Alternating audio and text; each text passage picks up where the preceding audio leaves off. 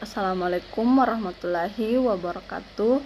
Perkenalkan, nama saya Nindya Widiastri dengan NIM 225790002 dari Prodi Perdagangan Internasional.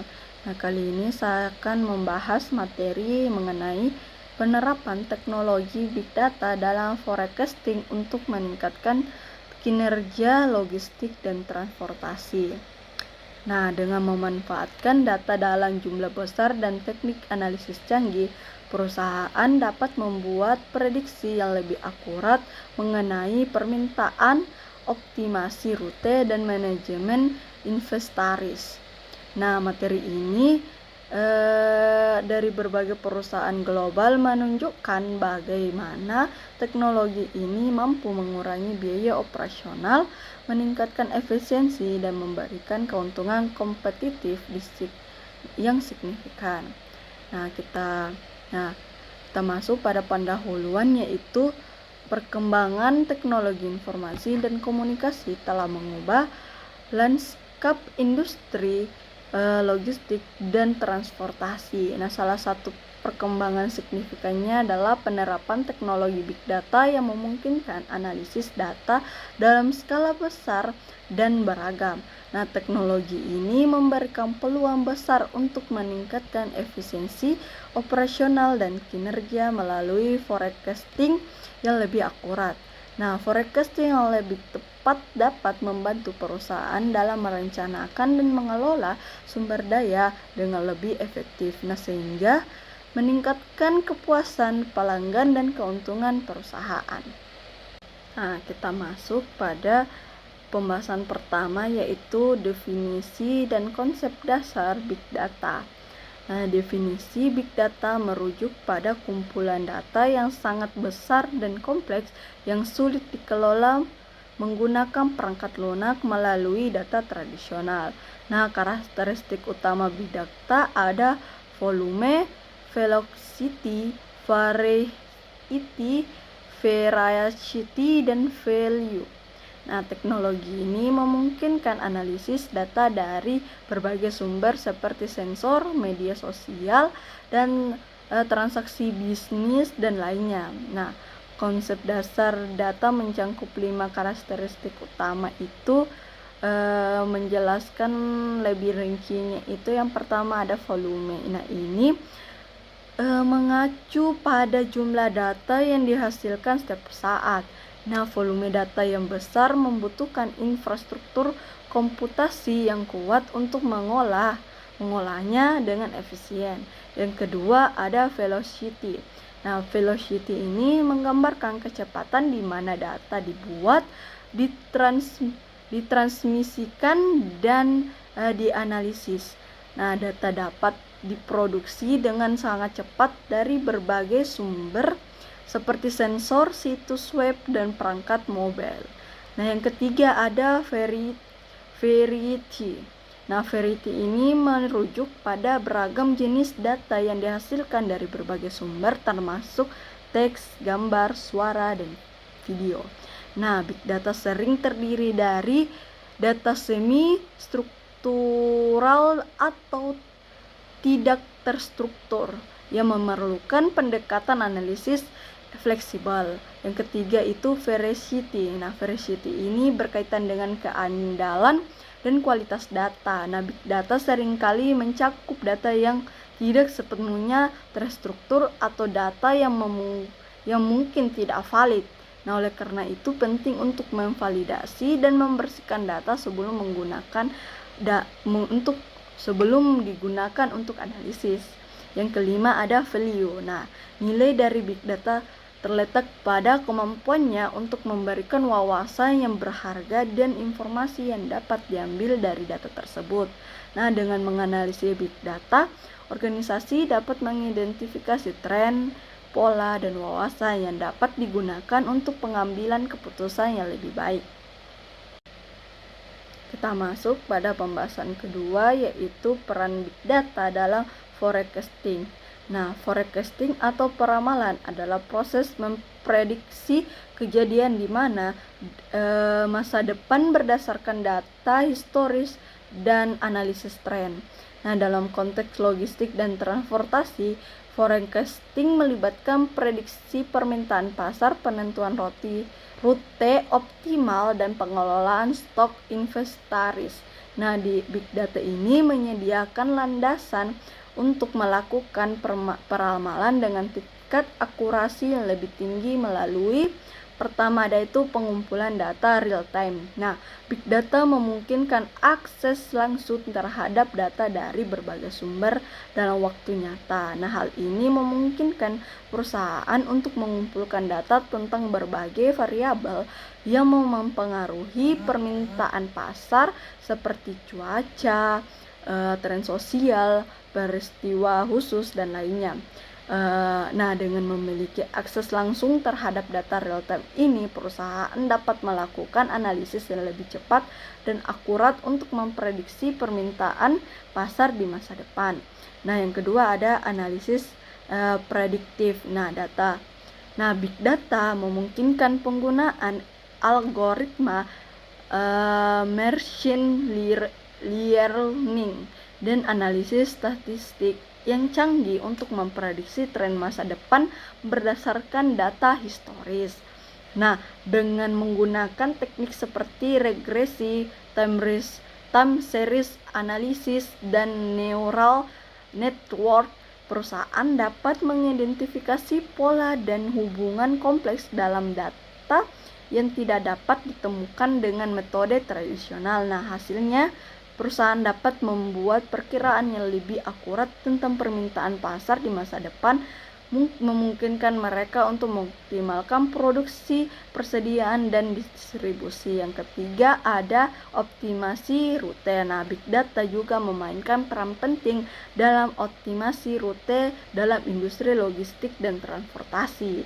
Dengan mengumpulkan dan menganalisis data lokasi, kondisi lalu lintas, jadwal pengiriman, dan preferensi pelanggan, perusahaan dapat menentukan rute pengiriman yang paling efisien dan hemat biaya. Nah, teknologi GPS dan sistem informasi geografis atau GIS memungkinkan perusahaan untuk melacak pergerakan kendaraan secara real time dan menyesuaikan rute mereka secara dinamis untuk menghindari kemacetan lalu lintas dan mengoptimalkan waktu pengiriman. Kita masuk pada pembahasan ketiga, yaitu studi kasus tentang penerapan Big Data dalam logistik dan rantai pasokan. Yang saya ambil yang pertama ada Amazon. Nah, sebagai salah satu perusahaan e-commerce terbesar di dunia, memanfaatkan Big Data secara luas untuk meningkatkan efisiensi operasional mereka, khususnya dalam hal logistik dan transportasi. Ada cara Amazon menggunakan Big Data dalam operasional mereka. Yang pertama ada pengumpulan data pelanggan.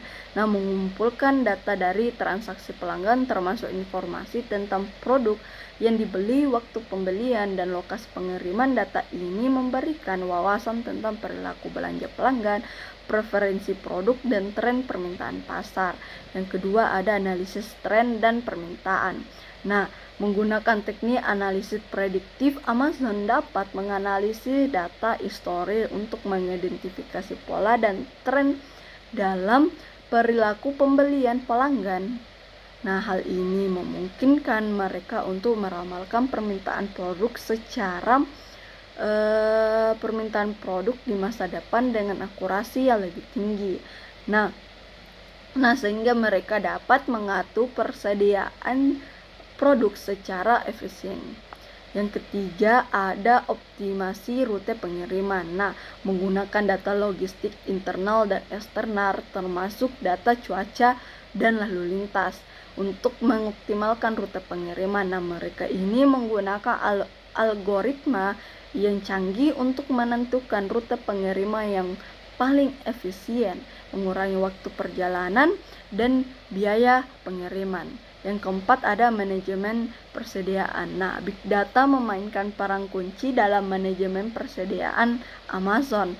Nah, dengan menganalisis data tentang penjualan, persediaan, dan permintaan pelanggan, mereka dapat mengoptimalkan level persediaan untuk memenuhi permintaan tanpa mengalami kelebihan stok.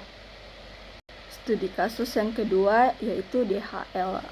Salah satu perusahaan logistik terkemuka di dunia juga menggunakan big data untuk meningkatkan efisiensi operasional mereka. Nah, terutama dalam rantai pasokan. Nah, secara DHL memanfaatkan big data. Yang pertama ada penggunaan sensor pada kendaraan. Nah, memasang sensor pada kendaraan mereka untuk mengumpulkan data tentang kinerja kendaraan, penggunaan bahan bakar, dan kondisi operasional lainnya. Nah, data ini membantu mereka untuk memonitor dan mengoptimalkan kinerja armada mereka. Yang kedua ada analisis prediktif dalam rantai pasokan. Nah, menggunakan big data dan analisis prediktif untuk memperkirakan waktu pengiriman dengan akurasi yang lebih tinggi. Nah, mereka ini menganalisis data dari berbagai sumber termasuk data cuaca, kondisi jalan, dan lalu lintas untuk memperkirakan waktu pengiriman yang optimal.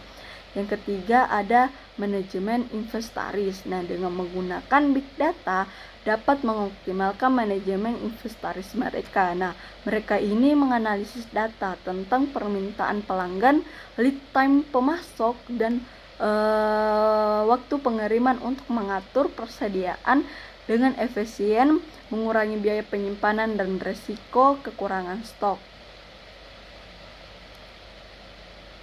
Nah, dengan memanfaatkan big data, baik Amazon maupun DHL dapat meningkatkan efisiensi operasional mereka, mengurangi biaya, dan meningkatkan kepuasan pelanggan. Dengan menganalisis yang lebih akurat dan pengambilan keputusan yang lebih baik, kedua perusahaan ini dapat tetap bersaing di pasar yang semakin kompleks dan dinamis. Pembahasan terakhir ada tantangan dan solusi. Nah, penerapan big data dalam forecasting membawa sejumlah tantangan yang perlu diatasi agar proses tersebut berjalan lancar dan efektif. Tantangan yang pertama itu ada keamanan dan privasi data. Nah, tantangannya itu digunakan dalam analisis data seringkali sensitif dan perlu dilindungi dari ancaman siber seperti peretasan atau pencurian data. Selain itu, regulasi privasi seperti GDPR di Eropa atau CCPA di California mengharuskan perusahaan untuk melindungi data konsumen dengan ketat. Nah, solusinya itu implementasi langkah-langkah keamanan data yang kuat, termasuk enskripsi data, penggunaan alat keamanan siber yang canggih, akses terbatas terhadap data sensitif, dan pelatihan karyawan tentang praktik keamanan data yang lebih baik. Yang kedua ada kualitas data. Nah, tantangannya itu merupakan hal yang krusial dalam analisis data. Data yang tidak akurat atau tidak relevan dapat menghasilkan hasil yang salah atau tidak dapat diandalkan. Nah, solusinya itu penerapan proses validasi dan pembersihan data yang ketat, termasuk identifikasi dan penanganan data yang buruk, duplikat, atau hilang.